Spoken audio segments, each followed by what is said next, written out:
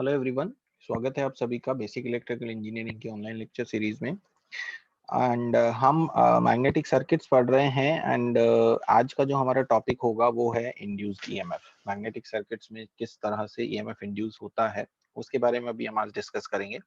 एक previous video हमने create किया है जिसमें हमने बताया है कि इंड्यूस्ड ईएमएफ किस लॉ के अकॉर्डिंग होता है, जिसमें हमने Faraday's law, Lenz law and Fleming's right hand law को हमने डिस्कस किया था।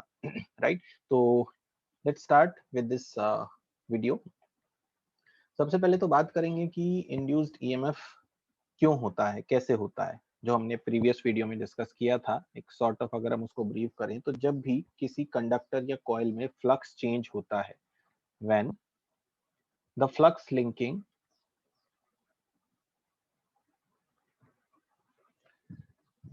a coil changes,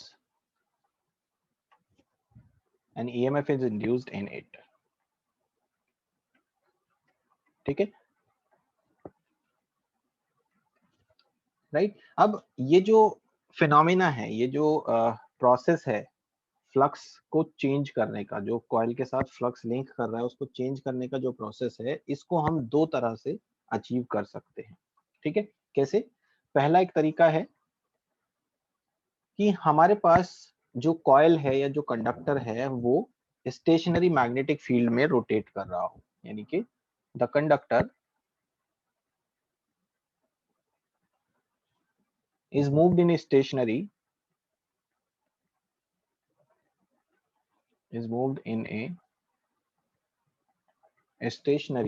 magnetic field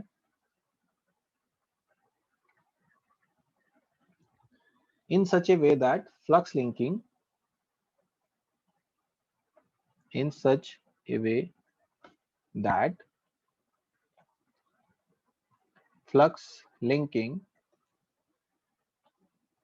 with it changes in magnitude, with it changes in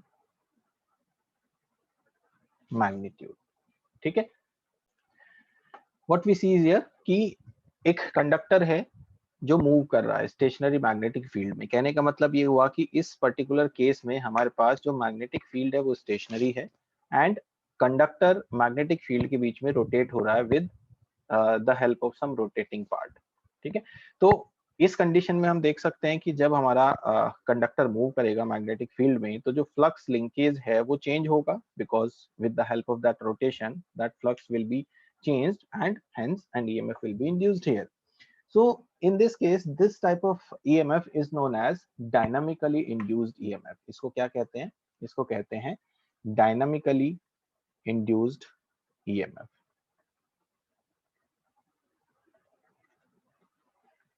ठीक है, जिस कंडीशन में कंडक्टर रोटेट करेगा वहां पर डायनामिकली इंड्यूस्ड ईएमएफ प्रोड्यूस होगा। एंड इसके जो एग्जांपल्स हैं डायनामिकली इंड्यूस्ड ईएमएफ के, हम देखते हैं कि जो जनरेटर है, डीसी जनरेटर, उसके अंदर क्या होता है? उसके अंदर एक स्टेशनरी मैग्नेटिक फील्ड होता है और जो कंडक्टर्स हैं वो with the help of armature उस मैग्नेटिक फील्ड में रोटेट करते हैं, जिसकी हेल्प से वहां ईएमएफ प्रोड्यूस होता है। तो जो डायनामिकली इंड्यूस्ड ईएमएफ है वो डीसी जनरेटर में प्रोड्यूस होता है। ठीक है, इसका नाम डायनामिकली क्यों है? डायनामिकली इसलिए है क्योंकि यहाँ पर जो ईएमएफ प्रोड्यूस हो रहा है वो कंडक्टर के मोशन की वजह से हो रहा है। That is why it is called dynamically induced EMF. Now the second term, जो दूसरा तरीका है फ्लक्स लिंकेज को चेंज करने का, वो क्या है? Let's see. The conductor is stationary and the magnetic field is moving और चेंजिंग। इस कंडीशन में क्या है? जो कंडक्टर है वो स्टेशनरी है और जो मैग्नेटिक फील्ड है वो या तो मूव कर रहा है या तो चेंज हो रहा है। चेंज होने का मतलब है कि हमारे पास एक ऑल्टरनेटिंग नेचर का मैग्नेटिक फील्ड हो सकता है। आपको पता है ऑल्टरनेटिंग की वेव फॉर्म एक साइनसोइडल वेव फॉर्म जिसको हम देखते हैं, that is constantly changing, constantly variable in nature, right. तो इन दैट केस ऑल्सो अगर हमारा कंडक्टर स्टेशनरी हो और मैग्नेटिक फील्ड मूव हो रहा हो या तो या चेंज हो रहा हो, तो दोनों ही कंडीशन में ईएमएफ प्रोड्यूस होता है। ठीक है, इस टाइप के जो ईएमएफ प्रोड्यूस ईएमएफ को कहते हैं statically induced EMF, statically induced EMF. ठीक है, इस पर्टिकुलर टाइप का जो ईएमएफ है। And this EMF is produced in case of transformers. Transformer में कोई भी मूविंग पार्ट नहीं होता, वहां पर मैग्नेटिक फील्ड भी कांस्टेंट होता है और कंडक्टर भी स्टेशनरी होता है, लेकिन जो मैग्नेटिक फील्ड है that is sinusoidal in nature, वो ऑल्टरनेटिंग नेचर का होता है, जिस कारण से वहां पर ईएमएफ प्रोड्यूस होता है। ठीक है, एंड इसका नाम स्टेशनरी स्टैटिकली इंड्यूस्ड ईएमएफ है, बिकॉज यहाँ पर जो कंडक्टर्स हैं वो स्टेशनरी हैं। ठीक है, कोई मूवमेंट कंडक्टर्स में यहाँ नहीं होता, राइट। तो these are the two types of methods जिसमें हम फ्लक्स लिंकेज को डिफाइन कर सकते हैं किसी भी कॉइल के अक्रॉस, जिससे हमें ईएमएफ मिलता है दो टाइप का। अब we will discuss both of these two type of EMFs one by one. सबसे पहले बात करेंगे डायनामिकल इंड्यूस्ड ईएमएफ का। तो first one is dynamically induced EMF.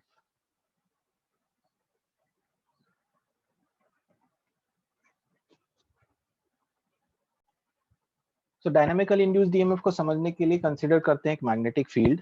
मान लेते हैं हमारे पास एक मैग्नेटिक फील्ड है, these are the coils N S. ठीक है, इन दोनों कॉइल्स के बीच में एक मैग्नेटिक फील्ड है। Here we have a magnetic field, this one, the direction of this magnetic field is this, and we have a conductor placed in this magnetic field here. This is the conductor we have.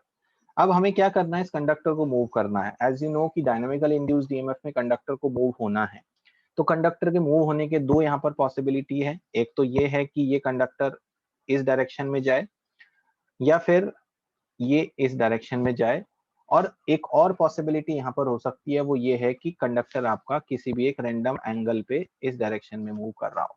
There are three possibilities.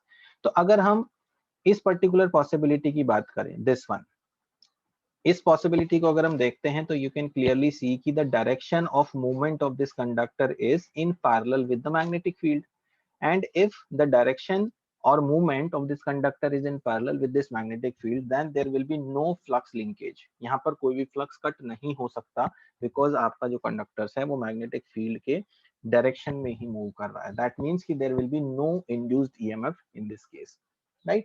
So for now हमें क्या करना होगा, हमें इस conductor को फिलहाल हम assume करके चलते हैं कि ये इस डायरेक्शन में मूव हो रहा है। This is the direction of movement of this conductor here. ठीक है, यहाँ पर हमने जो कंडक्टर का लेंथ लिया है, let us consider that length of the conductor is L। ठीक है, unit is in metre. Also जो मैग्नेटिक फील्ड है उसकी फ्लक्स डेंसिटी हमने ली है, flux density of the magnetic field that is capital B, weber per metre square, right. And the velocity of conductor is V, velocity is V, metre per second. ठीक है, ये तीन terms हैं। अब हमें कंडक्टर को मूव कराना है। ठीक है, कंसिडर करते हैं कि जो कंडक्टर है वो एक स्मॉल डिस्टेंस के साथ मूव किया एक स्मॉल टाइम में। लेट अस से द मूवमेंट, जो डिस्टेंस कवर किया है कंडक्टर ने वो है dx, एंड जो टाइम टेकन है with in this movement is dt। So conductor moves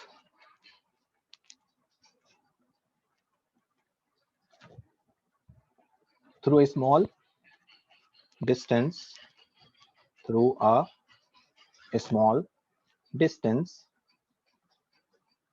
dx in dt seconds. ठीक है, now how much area is swept by the conductor? Area swept by conductor is equals to length of the conductor L multiplied with the distance covered dx. This is the total area swept by the conductor. Now according to Faraday's law, as Faraday's law क्या कहता है Faraday law? Faraday law कहता है कि जो EMF है that is equals to n d phi upon dt। ठीक है, ये कहता है फैराडेज लॉ। सो हमें यहाँ पर चाहिए d phi का value. So how we will find out d phi? हम निकाल सकते हैं total flux cut by the conductor, flux cut d phi, जो मूवमेंट हुआ कंडक्टर का dx डिस्टेंस का dt टाइम में। तो how much the total flux is cut, that is d phi is equals to flux density multiplied with the area swept, जितना भी area उसने swept किया वहां पे, दैट मीन्स फ्लक्स डेंसिटी हमारे पास B multiplied with area swept है L into dx, ठीक है, unit will be weber.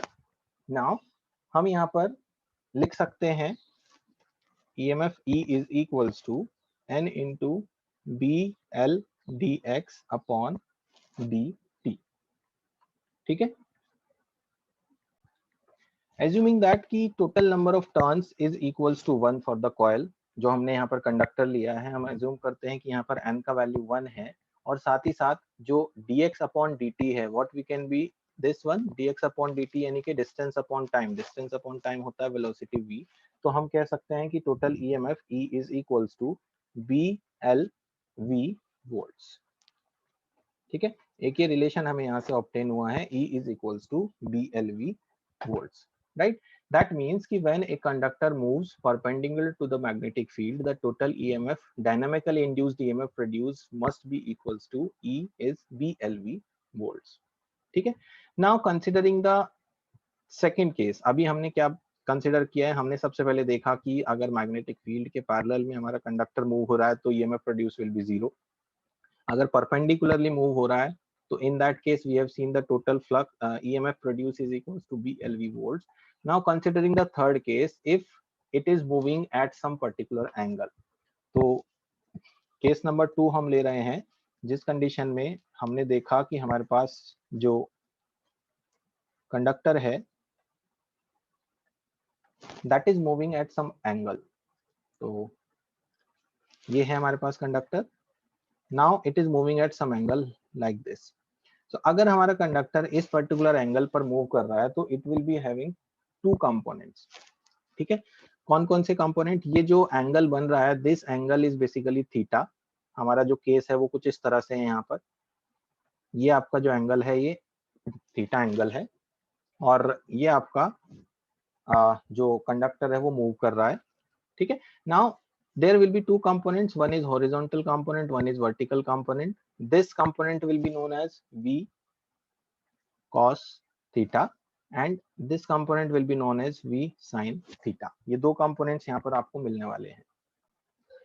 In this case what you see here is कि जो component V cos theta है, that component is again in parallel with the magnetic field. ये जो component है फिर से magnetic field के parallel में आ गया है, और चूंकि ये मैग्नेटिक फील्ड के पैरेलल में है तो then EMF induced will be equals to 0 again.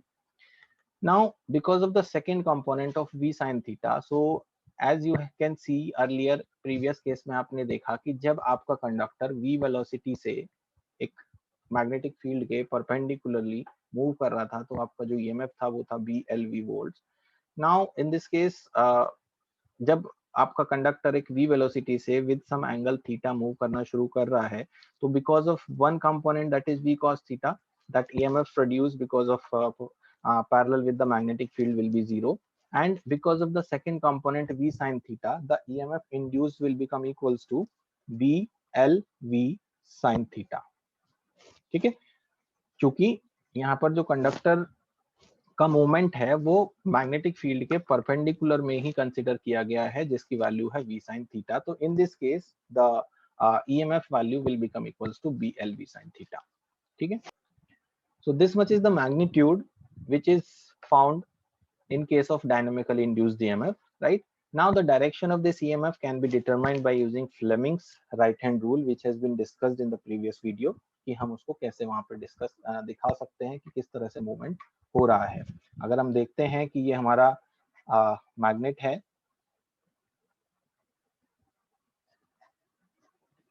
ठीक है, these are the magnets we have, north and south pole, and here we have a conductor placed in between the magnetic field. So according to the Fleming's right hand rule, ये हमें तीन quantities मिलती हैं जिसमें हमें तीनों different directions में तीन कंपोनेंट्स मिलते हैं। One is the movement of the force, one is the induced EMF and one is the magnetic field. This one is motion of the conductor, this one is the magnetic field, and this one is the induced EMF, yeah, induced current, right? or this one is conductor we have considered here. Let us say this point is B, this point is A, right? And a current is flowing in this particular conductor from B to A. Let us say this is the direction of current here. So what we can see here ki if the direction of current or the direction of induced EMF is this one, and the magnetic field is showing from north to south pole, then what will be the motion of the conductor here? The motion of the conductor will be on the upward side, ऊपर की तरफ को आपका motion यहाँ पर होगा. अगर हम कंडक्टर के मोशन को मूवमेंट को डाउनवर्ड डायरेक्शन में कर देते हैं तो the direction of the current will be reversed, that will be from A to B in this case. Now coming to the second type of EMF, that is statically induced EMF. So second point is statically induced EMF.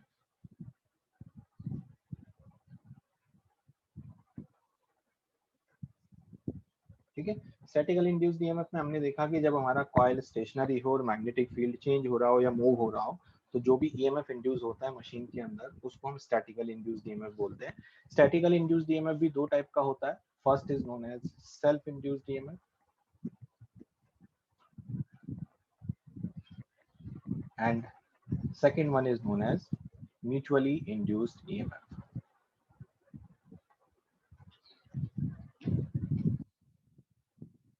These are the two types of statically induced EMF.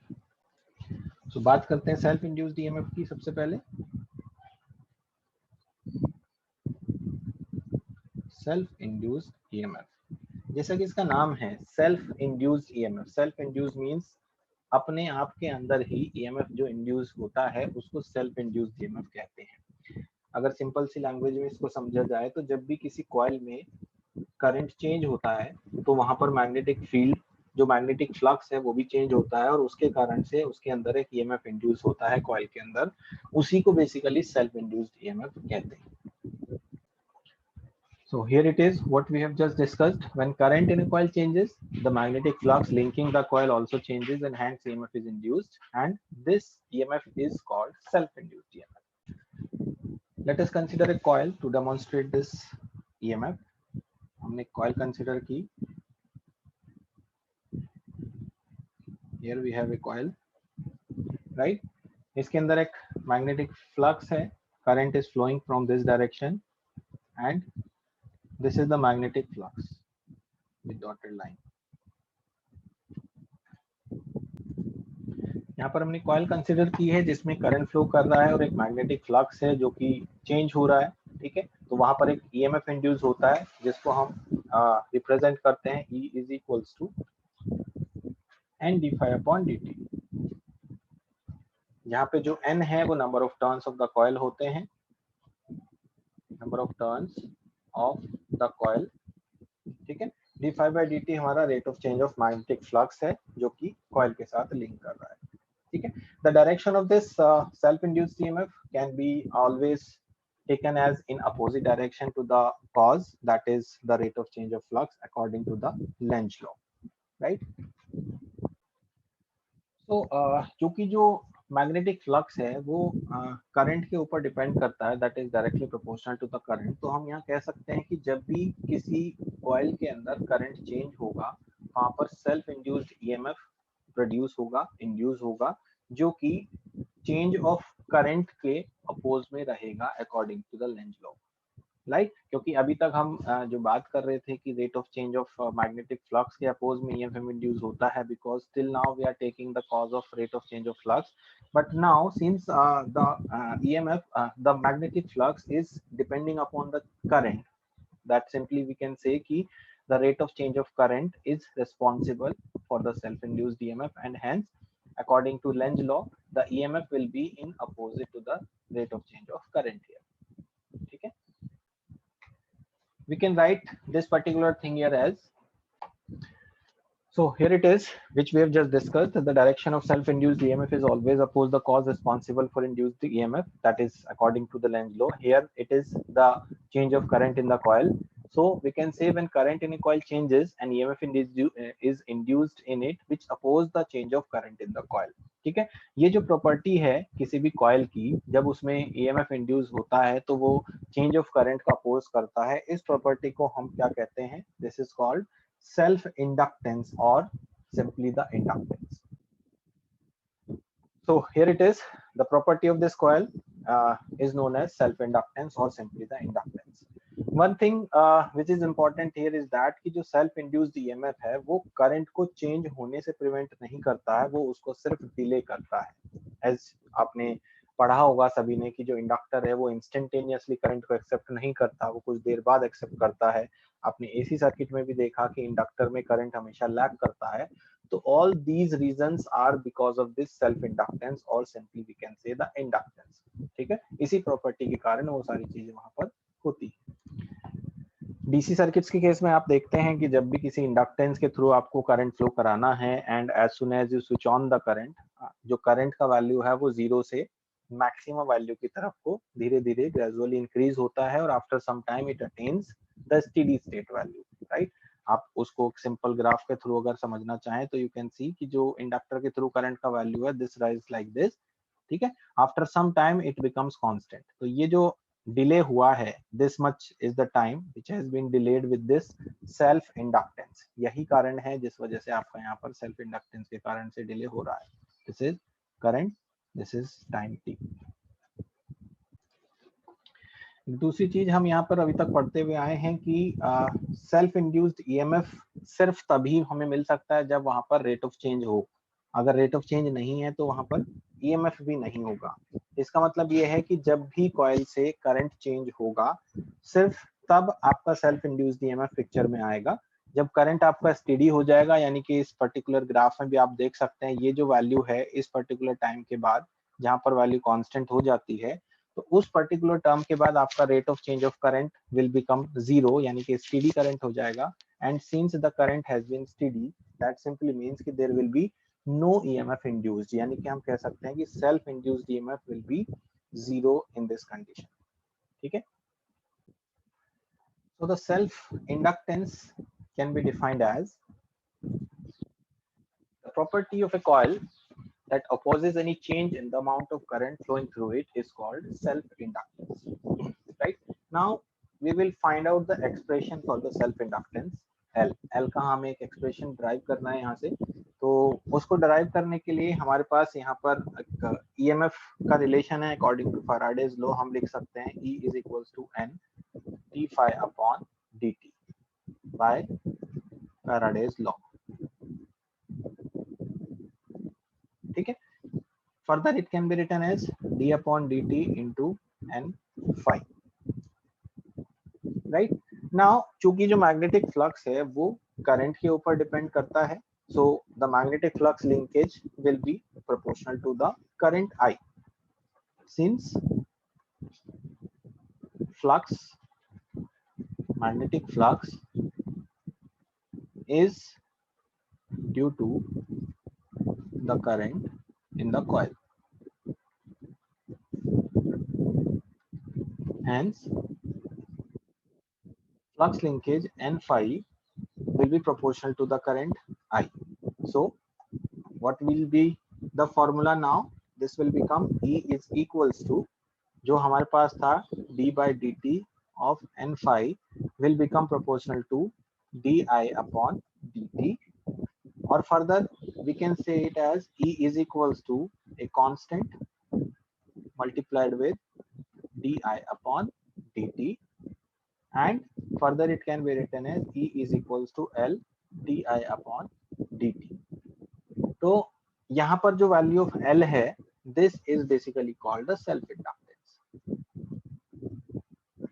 इसी को self inductance या फिर inductance कहते हैं, जिसको हम Henry में major करते हैं. ठीक है, यूजुअली हमारे पास इंडक्टर की जो वैल्यू है वो हेनरी या मिली हेनरी में होती है. राइट, फर्दर हम आगे क्या कर सकते हैं इसके लिए? So from these relations हमने देखा E is equals to d by dt of n phi also is equals to d by dt of L I. ठीक है, ये दो रिलेशंस हमने जस्ट यहाँ से देखे हैं. हमारे पास हैं, तो यहाँ से हम एक चीज कंक्लूड कर सकते हैं, वो ये है कि this n phi is equals to l into I, और l is equals to n phi upon I. ठीक है, where n is the number of turns, phi is the flux, and I is the current flowing through the coil. Further, we have a formula of flux that says flux is equals to magnetomotive force mmf upon reluctance. mmf होता है n into I upon reluctance होता है l upon mu 0 mu r into A. ठीक है, mu 0 is the absolute permeability, mu r is the relative permeability, A is the area, right. तो इस value को अगर हम पुट करते हैं ऊपर वाले फॉर्मूले में L में, तो what we get L is equals to n into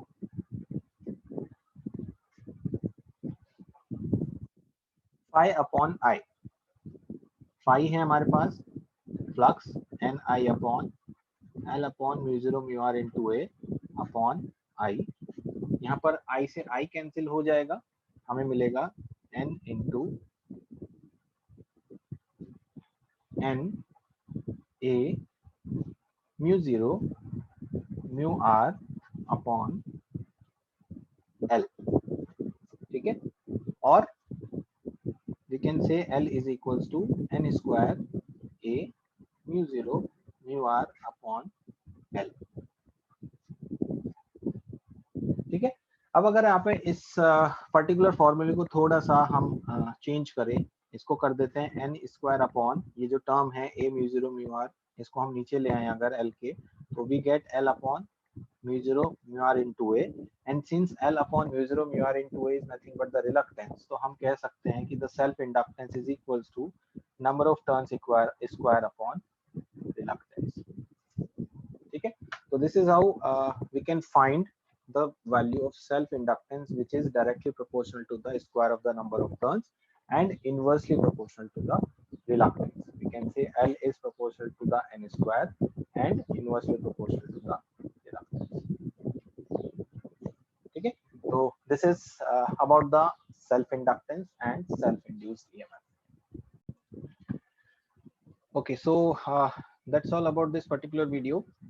हम यहाँ पर इंड्यूस्ड ईएमएफ पढ़ रहे हैं, जो हमने देखा दो टाइप का है, एक सेल्फ इंड्यूस्ड ईएमएफ, एक म्यूचुअली इंड्यूस्ड ईएमएफ.